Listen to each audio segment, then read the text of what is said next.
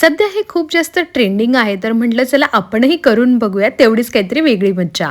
आणि रुहीसाठी मी आज एक नवीन टॉडलर ॲक्टिव्हिटी करणार होते. ती म्हणजे मी खूप सारे बॉल ऑर्डर केले होते आणि वेगवेगळ्या कलरचे बाउल समोर ठेवले होते आणि तिला सांगितलं होतं की एक-एक कलर म्हणजे एकेका कलरचे बॉल एकेका बास्केटमध्ये नेऊन टाक.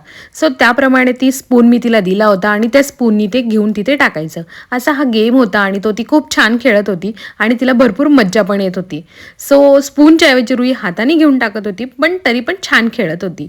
सो बऱ्यापैकी याच्यात वेळ गेला आणि त्याच्यामुळे तिला खूप मज्जा पण आली. सो त्यानंतर पंकजची फरमाईश होती की तू काजू मटर मसाला बनव आज घरी, आणि म्हणून मी तो बनवायला घेतला. आणि सध्या मार्केटमध्ये मटर पण खूप छान मिळतात.